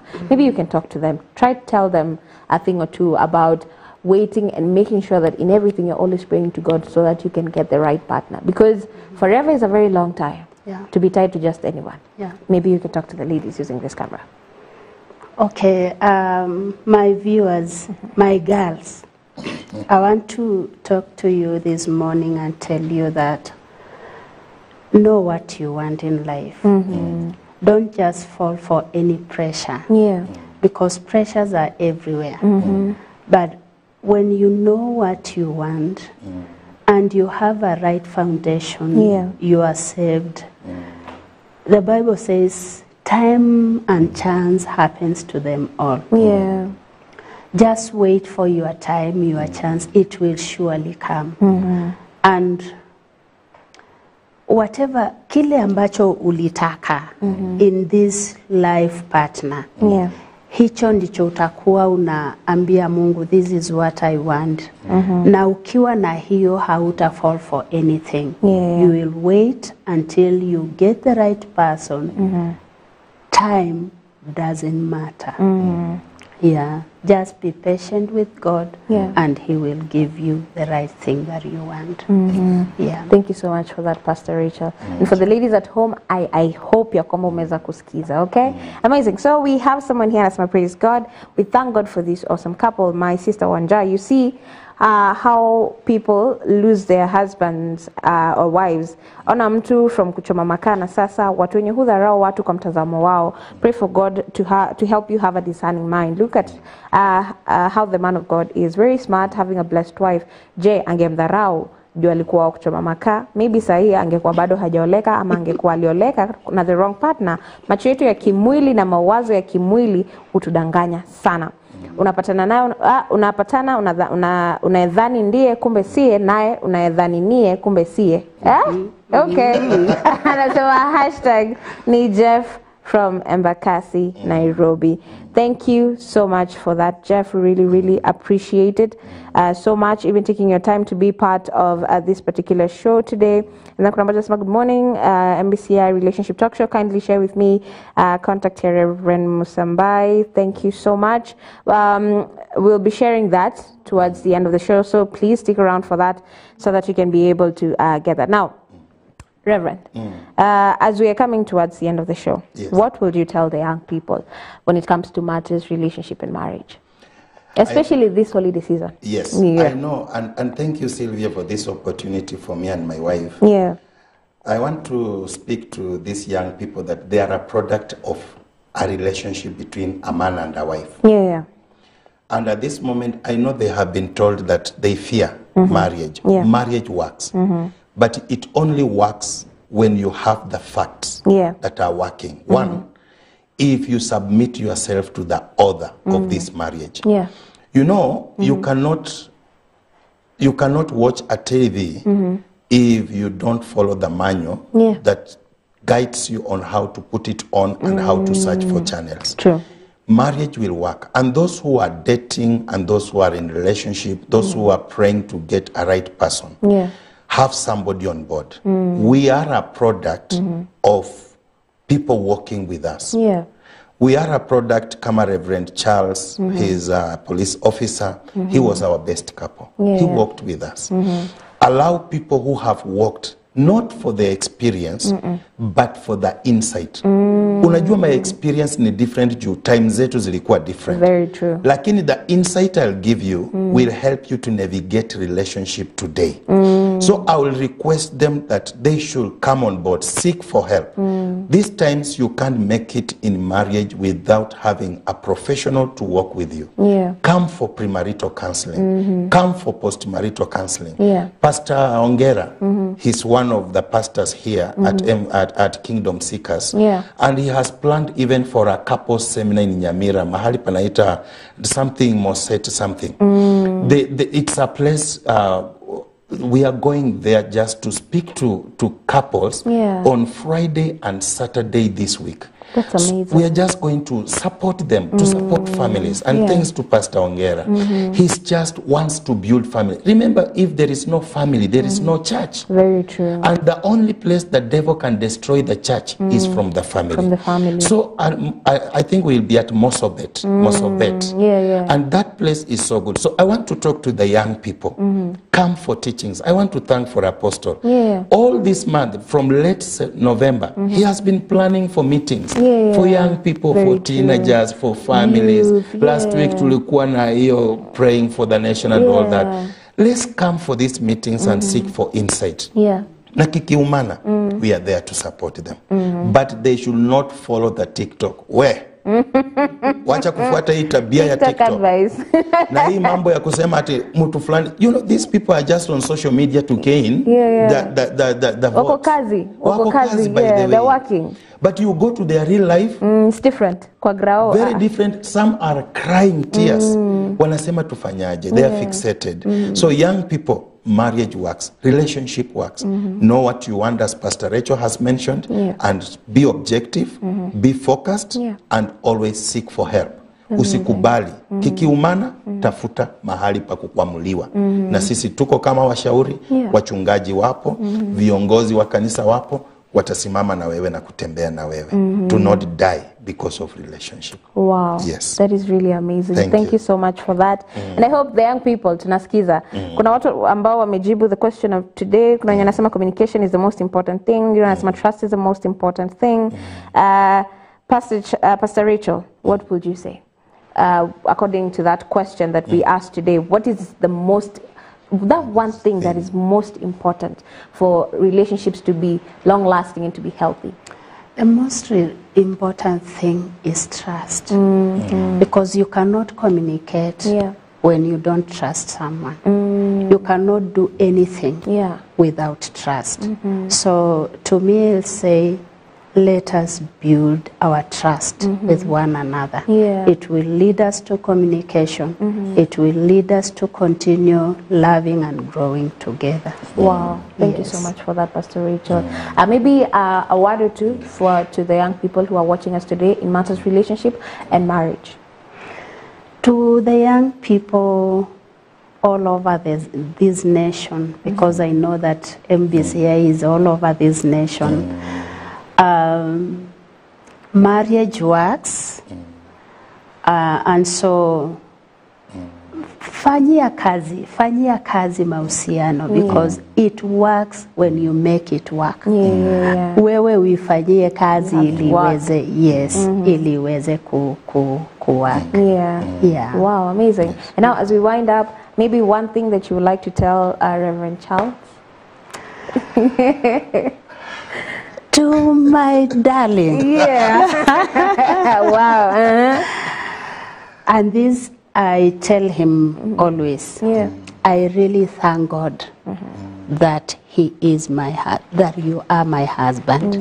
I really thank God, because I don't know, kama angekuwa mwingine, I don't know life without you. I love you, sweetie, and you know that. Wow. Thank you so much. Kuna mtu anakata vitunguu mahali. That is very, very beautiful. Now, to Reverend Charles, before we get to the message, because I know you're already prepared to give the message, you can share your contacts with the viewers back at home who would like to reach you. Yes. So our viewers, you can reach me on 0723 465 999. One more time. 0723 465 999. You can also reach me in Nakuru at Shah Estate. The plot number 3 under MM Global. And you can also reach us at KAG, Springs of Life Chapel in Gilgil, just next to St. Patrick's Primary School. Wow. So you can come there. We'll be there to support you. And we are there to work with you. We do counseling. We do premarital counseling, post-marital counseling, and also couple support. So they can come and we will support them. Wow. Thank you. Yes, amazing. Now to the message that you have for Pastor. Hapa ndio mistari inatafutwa. Lazima itafutwe. To my wife Rachel, darling, you are the best on this planet. Wow. I can't imagine living without you. You are a pillar in my life. You are my strength, second to God. I want to thank you so much, even for accepting me the way I am, and being a true wife, and being a servant of God. Thank you. You are the best for our children and for our generation. I love you so much. Thank you. Oh, wow. Amazing. That was really beautiful. And I'm hoping even for the viewers back at home, let this rewrite each and every bad thing, terrible thing that you have learned about marriage and relationships. Let this be a new start, whereby you start a new page, whereby you define what relationships will look like for you, from examples that are right, examples that God has put in place for you, so that you can be able to learn from them. Because marriage is beautiful and marriage does work. And what we've just shared today is just an example of that, okay? So this is where we start rewriting that narrative and start speaking amazing, positive things of our lives, okay? Thank you so much for taking time to be part of us today. As a relationship talk show, we are very grateful. And may God continue blessing you, your testimony. I know we'll keep on having these conversations more and more. It's just the beginning of something beautiful that God is going to do for the young people and for the people who are in marriage back at home. So may God bless you. May God keep you. Thank you for having us. May God bless you. And MBCI fraternity, our crew, the management, Apostle Kimani and Reverend Naomi, may God bless you for allowing us to be part of what God is doing through this media and this institution. May God bless you. Thank you for having us. Wow, amazing. It's always a pleasure. It's always an honor. And it was amazing having you, Pastor Rachel, as well. Thank you for having us. We are so grateful. Amazing. Najua mara zingine tunasemanga salimia Pastor Rachel nyumbani, but sasa naomba msalimie watu nyumbani mkiwa nyote. Yeah, to our leaders in the church, to the whole family of KAG Springs of Life, and all our supporters all over the nation and outside. We have people who are watching in Uganda. Wow. We have people who are watching in Tanzania. Wow. We thank God for you. May God bless you. People who are watching in the US, may God bless you for being our Advent viewers of MBCI TV and especially this program, Relationship Show. May God bless you so Amazing. much. Amen. God bless you too. Yes. So that brings us to the end of the show today. I trust and hope that it has been an informative one to you and it's going to bless you. And Lisema, just speak a thing or two, and not just to keep to yourself, but to share with others and also implement in your life so that you can see change. We say each and every time ya kwamba healthy relate, but tujamaliza mwaka bado. And remember the resolution that we started with, ya kwamba we need to make sure that we are nurturing healthy relationships. So through this show, I'm hoping it's going to help you set the pace towards that direction of having healthy relationships, especially the romantic ones for the young people and also those who are in marriage. Okay, it's never too late. With the help of God, anything is possible. Okay, amazing. So let us get Did You Know so that we can know what amazing fun fact we're going to use to start a conversation. We said that since tuingia kwa social media kidogo tumekuwa na issues, we don't know how to communicate. So it's important for us to learn how to talk to each other. So depending on where you are, you can use it to start a conversation with a colleague, pale kwa matatu mwenye amekaa kando yako, you know, just start a conversation and keep it going. Ni muhimu. It's very important, okay? Amazing. So, what did you know? To show what fun fact you're focusing on today. And nasema hivi, when you look at someone you love, your pupils, they are late. Okay, they get bigger. Amazing. Okay. Maybe I don't know whether we can. No, it's true. It's true. That is science. Oh, wow. It actually happens. Actually, it says that when you look at somebody whom you are in love with, you look at the pupil. When it is dilated and enlarged, it's a confirmation. Wow. Yes. Okay. That is a very amazing fun fact that you can use to start a conversation. It is only conversation starter. You can use it somewhere to, it's a bit weird, but you know, it's science, it's fact. You can use it to start a conversation with someone. Okay? Amazing. So, kumbuka, we have the teens conference that is happening. It's actually a teens camp. Ina happen pale Jomo Kenyatta. If you're a teenager, uko nyumbani, why? Parents, please send your teenagers to Jomo Kenyatta and waweze kuweza kukuzwa. Okay, we said not just growing up physically but also spiritually. It's very, very important. Emotionally, all aspects of growth, they're very, very important. So send your child or your teenager to Jomo Kenyatta so that they can all experience spiritual nourishment and growth together. We're going to have amazing speakers and all the way till 13th. Okay, ilianza hapo jana. So it's still not too late. Kuna wale ambao ni the scholars, they go in the morning, they come back in the evening. If maybe it's complicated kwenda aende alale huko up until that time, ni sawa. During the day pay, it's still okay. Okay? Amazing. So that is it right here. Have a beautiful rest of your viewing. A big thank you to everyone who has made this show a success. Our viewers back at home. Each and every person who has been part of this show. An amazing crew is behind this. Okay? All the departments in this place. Thank you to you as well. But for now, enjoy the rest of your viewing. Have a beautiful, beautiful rest of your kwanza weekend. This week inaanza Friday. Yeah? Pale Jamhuri. Have a beautiful rest of your week and weekend. God willing, we'll meet each other next Tuesday with another amazing, amazing topic so that we can build our relationships and make sure that they are very healthy, okay? All for God's glory. So for now, enjoy the rest of your viewing. But for now, bye-bye. My name is Sylvia Wanja.